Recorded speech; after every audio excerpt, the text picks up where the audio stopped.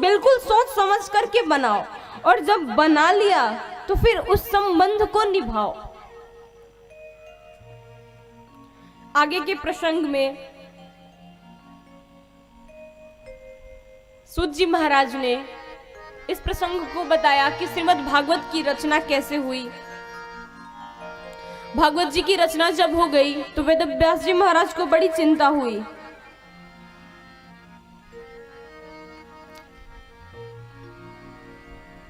बड़ी चिंता हुई कि भागवत जी की रचना तो मैंने कर दी, लेकिन इस भागवत को जन जन में कैसे पहुंचाया जाए, जन जन में इस भागवत को हम कैसे पहुंचाएं। संदीप तो उन्होंने अपने पुत्र श्री सुखदेव जी महाराज को सोचा कि इस भागवत को पढ़ने का और सुनने का अधिकारी कोई है तो वो मेरा पुत्र है। तो श्री सुखदेव जी महाराज को पढ़ाने का निश्चय किया भागवत। लेकिन जो श्री सुखदेव जी महाराज थे वो निर्गुण ब्रह्म के उपासक थे। वो जन्म लेते ही यम प्रव्रजंत मनुपेतमपेत कृत्यम द्वैपायनो विरह कातर आजुहाव पुत्रेति तन्मयतया तर्वोभिनेदुस्तम सर्वभूत हृदय मुनिमान तोस्मि। जन्म लेते ही मां के गर्भ में 12 वर्ष तक रहे और जन्म लिया। जन्म लेते ही वो अपने नाल को कंधे पर डाल करके और निकल गए वन में। पीछे से वेद व्यास जी महाराज हाँ पुत्र कह करके रोकते हुए जा रहे हैं, लेकिन कुछ सुनते नहीं है। व्यास जी चिल्लाते अपने पुत्र को, हाँ सुख मुझे छोड़ करके मत जाओ, लेकिन वृक्ष मिलता उत्तर मिलता वृक्षों से। वेद व्यास जी लौट करके आ गए। वेद व्यास जी ने सोचा कि अपने पुत्र को ही श्रीमद् भागवत का मैं अधिकारी बनाऊंगा, लेकिन श्री सुखदेव जी महाराज तो निर्गुण ब्रह्म की समाधि में थे।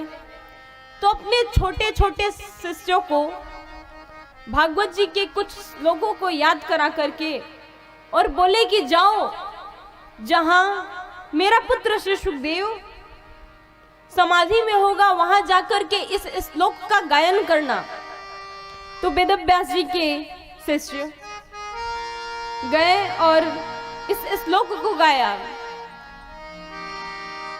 बरहा पीडम नट वरवपुः कर्णयो कर्णिकारम बिभ्रद्वासः कनक कपीशम वैजयन्तीं च मालां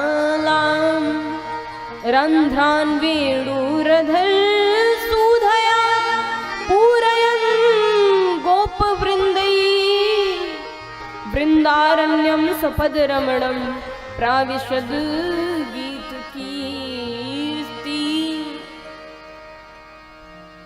इस श्लोक में दसम स्कंध का यह श्लोक है। इस श्लोक में भगवान की सुंदरता का वर्णन गोपियों के द्वारा किया गया है।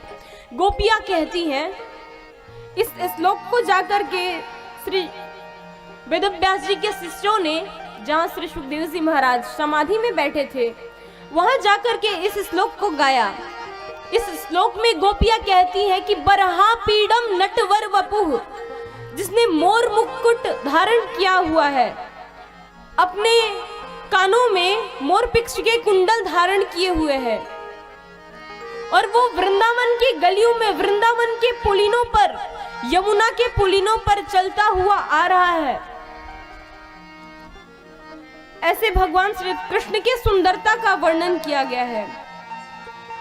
जब श्री सुखदेव जी महाराज ने संदीप जी भगवान की सुंदरता को सुना तो उनकी समाधि खुली। उन्होंने सोचा ऐसा सुंदर कौन है, ऐसे सुंदर को छोड़ करके हम यहाँ इस निर्गुण ब्रह्म की उपासना में क्यों बैठे। निर्गुण का अर्थ है जिसमें कोई गुण ना हो, जिसमें कोई गुण ना हो लेकिन फिर भी वो सभी गुणों से परे है। मतलब जिसके हाथ नहीं होते लेकिन वो बिना हाथ के भी सारे काम कर सकता है, जिसके आंख नहीं होते लेकिन वो बिना आंख के भी बहुत कुछ देख सकता है, सब कुछ देख सकता है, जिसके पैर नहीं होते लेकिन फिर भी वो बहुत दूर तक चल सकता है, उसको कहते हैं निर्गुण। तो श्री सुखदेव जी महाराज ने कहा कि ऐसा सुंदर। वेदव्यास जी के शिष्यों से पूछा, इससे आगे कुछ जानते हो तो बताओ। शिष्यों ने कहा, हमें तो इतना ही आता है, और यदि अधिक आपको जानना है तो आपको हमारे गुरुदेव के पास जाना होगा। उनके पास ऐसे 18,000 श्लोक हैं। प्रेम से बोलो जय श्री राधे। जय श्री राधे।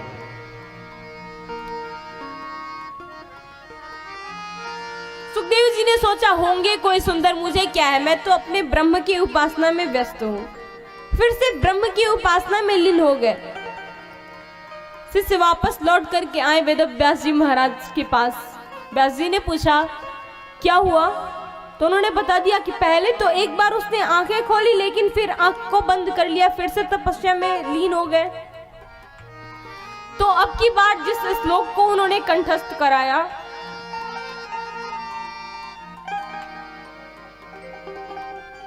उसमें भगवान की महिमा का वर्णन है, उन भगवान की करुणा का वर्णन है।